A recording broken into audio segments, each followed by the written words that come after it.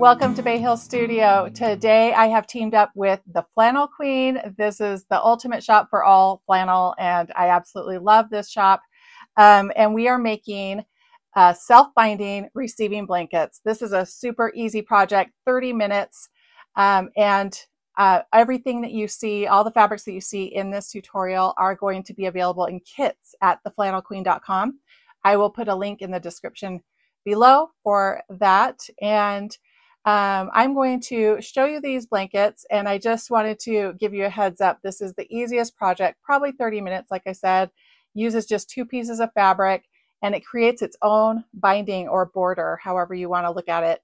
And this is the perfect gift idea. My sister has been making these little receiving blankets for years and years, and everyone loves them. She gives them away at every baby shower, and it's always a hit. They are just perfect for snuggling newborns, and then they transition really well into a nice little car seat blankie. So you're going to love this, and let me show you what they look like. I made 3 versions with 2 different versions of the border on this, and I wanted to show you. So the first, and the fabric that I used for the main print is from my copacetic collection that I designed for Riley Blake Designs. And I think it's called, on Riley Blake, I think it's called Flower Power. And it's this lovely little floral print, and it comes in 3 colorways. It comes in this multi colorway with just gorgeous little spring colors. And then it comes in this monochromatic pink colorway, and then in this blue colorway. And I am a sucker for blue, so this might be my favorite. This receiving blanket is self-binding. This, I don't even know if I want to call it binding. It's more of a border, but we're going to call it self-binding because that's just what people call it. And it uses a back fabric that carries over into the front, and it creates this mitered corner to make it look like it's just got this gorgeous border. And I love it because it shows off the back fabric on the front. So you're really pulling that over to the front. And of course, I love it because it is so easy to make. So again, both of these fabrics and all of the fabrics shown here are available at the Flannel Queen in little kits that you can buy. So there's the first one. And this one was with the larger 10-inch border, which I think is my favorite. I really like that generous border. But I'm going to show you the pink, which I did with a 6-inch, and this isn't 6 inches, with a 6-inch overage, I should say. So this wasn't a 10-inch border, it's a 10-inch overage that creates that smaller border. So this was the 6-inch, and it created this really small one. And it's just the difference between the front and the back, that's 6 inches. And I like it, but I think I like the bigger one better. This is the blue and the 10-inch again. So I want to show you the difference. I like both, but I think I'm liking personally that 10-inch difference better. But I wanted to show you both so that you can see, and you don't have to do just 6 or 10. You could play with it. You could do a 7-inch difference or an 8-inch difference. And you'll know what I'm talking about in just a minute as I give you the instructions. It's super easy. And there we have it. So this is the blue kit. I don't know if we're going to call it blue or mint, but it's got this lovely mint background fabric with the blue and mint and yellow floral, which I am in love with. And then the pink has this coral background with the texture. Look at that. Lovely texture with this monochromatic floral. And then we've got the yellow dot on the back of this multi. So without further ado, let me just get into the tutorial, and I'm just going to show you how to make this beginning to end. The tutorial will take much longer because I'll talk you through it than you actually making it. I kid you not, probably from cutting fabric to the end of the project, we're talking about 30 minutes. So you can whip a bunch of these up at once and have them ready to give away as fun little gifts. So let's get started. For step 1, we are going to cut 2 squares of fabric. You can cut rectangles, that's fine, but squares are easier. So for this tutorial, I am going to use squares. My first square is the backing fabric of my receiving blanket, and I cut it 42 inches square. The reason why I did this is because most fabrics measure 42 inches wide. So that's just a good starting point. So this one is 42 inches square. And then the front fabric, I am cutting 10 inches smaller. So it's 32 inches square. You can cut it different sizes. So you can cut it 6 inches smaller or 8 inches smaller or whatever you want. I prefer 10 inches. So that's what I'm doing in this tutorial. The other thing you want to do is cut off all of your selvage edges on all sides of the fabric, front and back fabrics. They're all cut off, and this just gives us a nice clean edge to work with as we sew. For step 2, we are going to find the centers on each side of our both pieces of fabric, the front and back, and pin them. So I'm using, this is already folded, but it's a little off on one side, so I need to re-center that. But if your fold is accurate, the fold that was there from when it was on the bolt, you can use that as a guide. And I'm just going to go through and find the center on every side and put a pin as a marker.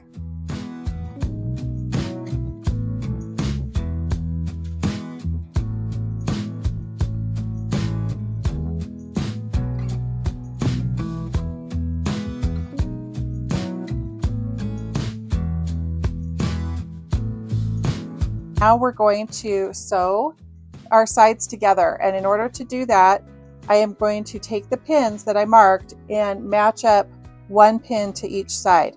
Now, so that means I'm removing one pin and then using the other one to pin both together. Now, because the back is much larger than the front, it's going to look kind of funny, and you can just ignore that as you go. And don't let it bother you because it'll all work out. So this is a project where you just have to trust the process. So I'm just pinning all of the centers. Just taking out one pin, and then the other pin gets used to hold both centers in place. And then this is our final side. Just line them up. Take out one and pin one. And now all of our sides are pinned. Now it's time to sew the sides. I like to start at the center. It's just easiest for me because flannel tends to push outward. And so if I start at one side, it might get bunchy at one end, and I don't like that. So I start at the center, and I prefer to use a 3/8 inch seam allowance, and I'm just going to sew outward.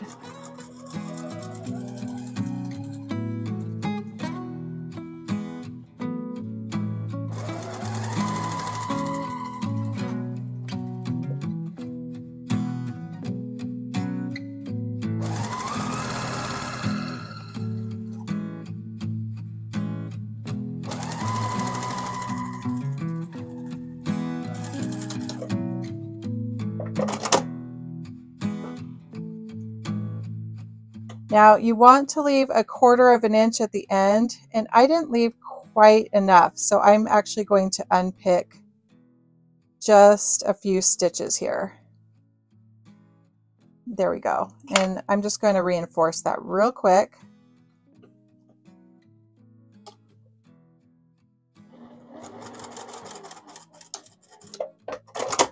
Okay, and then now I'm going to start at the center again. So that means I need to turn it over and work my way to the other side.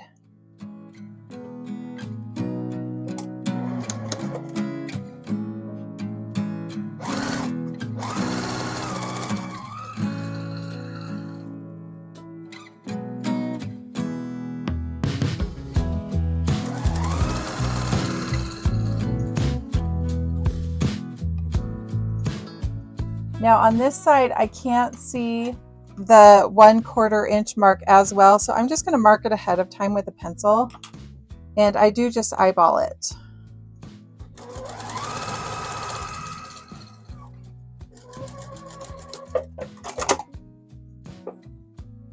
Okay, and And then we'll start again on the next side.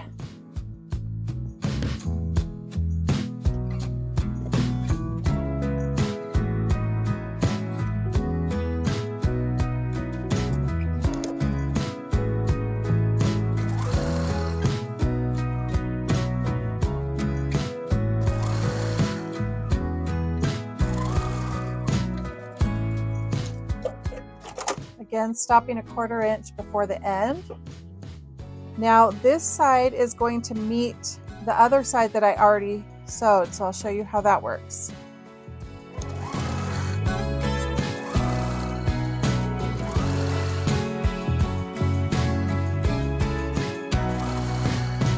And you can see it getting really bunchy right here at the end. But again, we're just going to line this up and stop 1/4 inch from the end, and I'm going to mark that for myself so I can see that.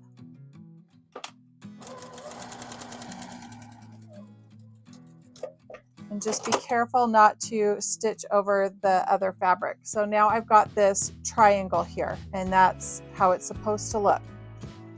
So now we'll just repeat this on the next side.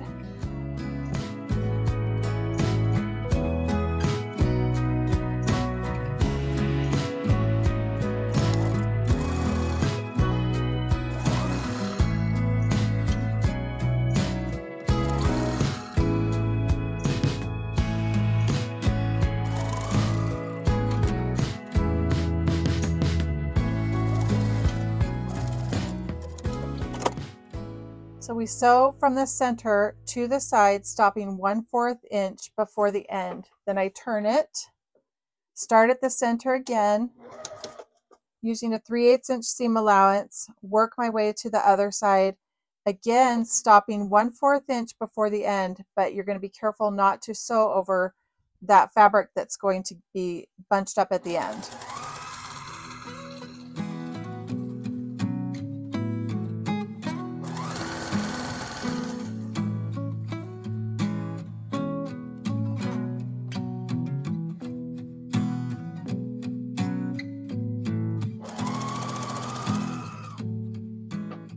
Again, I like to mark the 1/4 inch mark because it's hard to see. With all the fabric that bunches up, it can be hard to see. So we're left with this triangle at the end. Again, that's how it's supposed to look. So I'm just going to repeat it on our final side.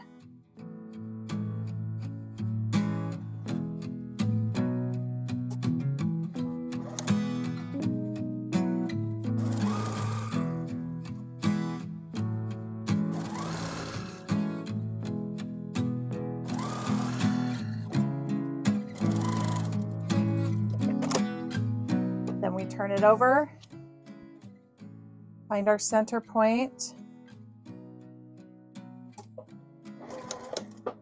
and finish this last side. Now, actually, I'm going to stop here. We are going to leave about a 6-inch opening, and I know that sounds kind of large, but for flannel, you need a generous size opening to turn this right side out.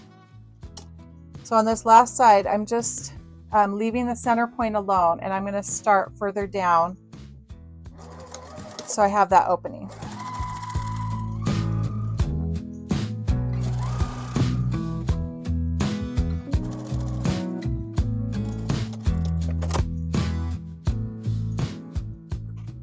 And now it is time to trim the corners. So I'm going to take the front side of my blanket and I'm just going to fold it so that in half. So I'm forming a triangle. Just like so. And I want that to be nice and flat. Okay. Just like that. And then I am going to take a ruler and I am going to line up my ruler with the edge of my stitching, which is right there. And then I want to line it also with the bottom part of the fabric. So I'm forming an L, a right angle right here. So again, I'm lining it up with the bottom of this triangle, and then I can just draw a line like that. up to just past the edge of my stitching, maybe one stitch length past the edge of the stitching. And then I am going to stitch right along that line. So right on the line, just going to stitch.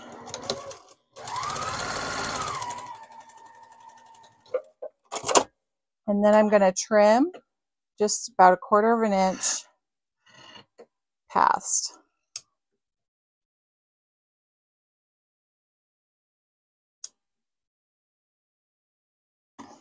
All right, and I'm going to repeat that for all of the other corners. So I'm folding in half to form a triangle, making sure that it's lying flat, and you really can do this right at your machine.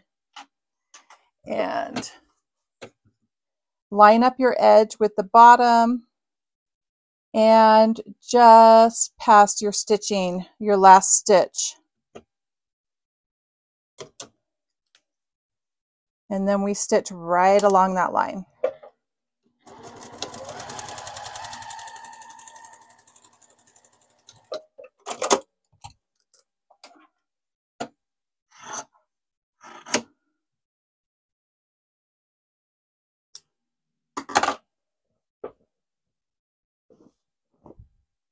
And then I will repeat the same thing on the other remaining 2 corners.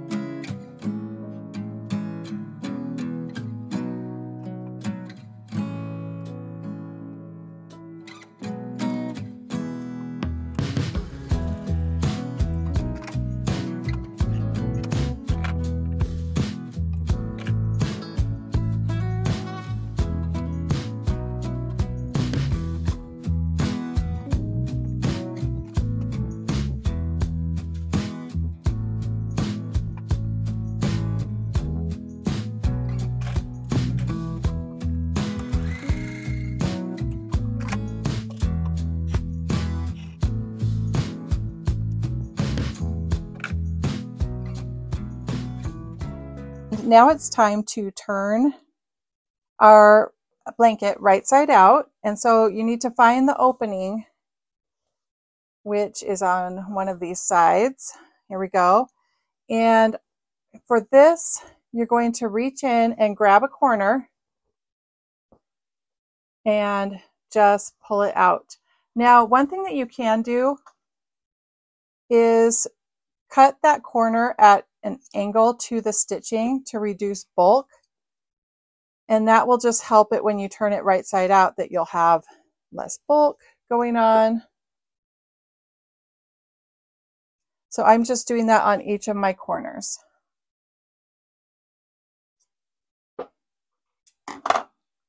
So now I'm going to reach in and turn it right side out. And do this very carefully. Flannel is much more bulky than regular quilting cotton, and so you just need to recognize that and treat it just a little differently. Just ease it out.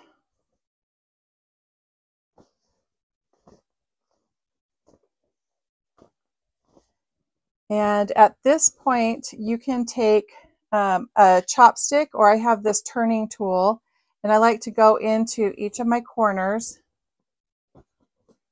and just kind of poke that corner so I get a sharp corner. And look at that really amazing mitered corner. So I'm going to do that for all of the corners.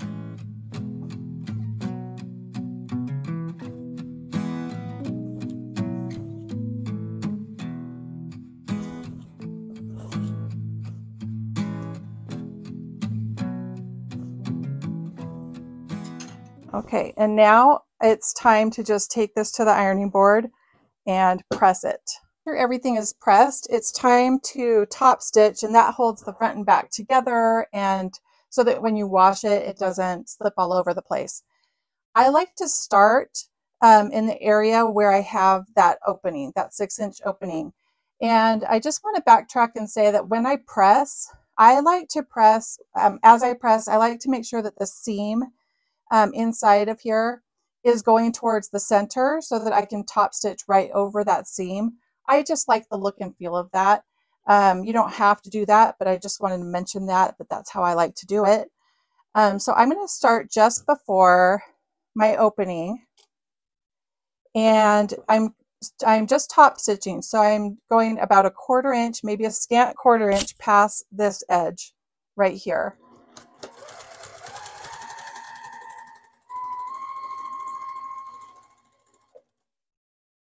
And I've got some loose threads that I'm just going to tuck in so I don't even have to snip them. Just going to tuck them on the inside.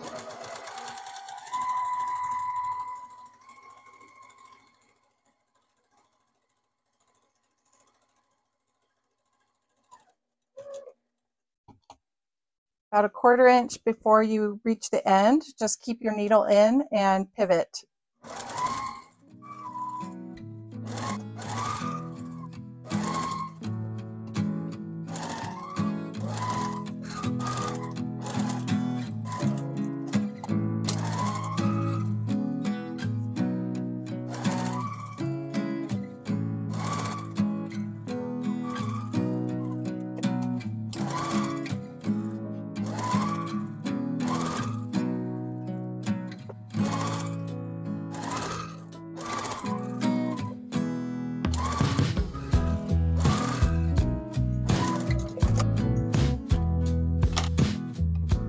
And that's it, our quick and easy self-binding flannel receiving blanket. I have teamed up with Flannel Queen. I will include the website in the description below. They are a wonderful fabric shop specializing in flannel fabric, and they have agreed to carry kits of these exact quilts, so the exact front and back fabric.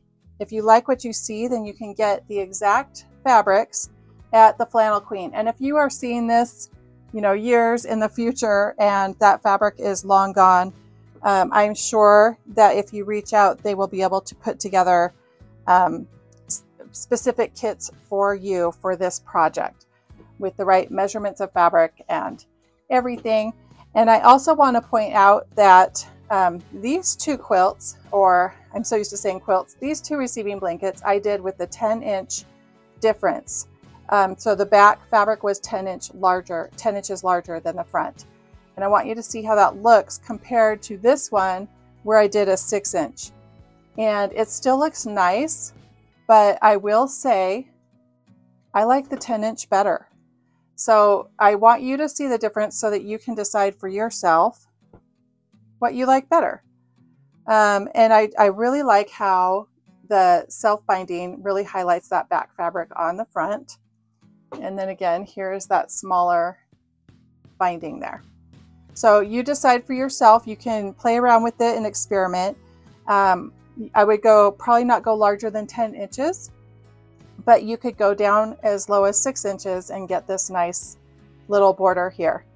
That's it. I hope you enjoyed this tutorial, and I wish you a very blessed day. Bye-bye.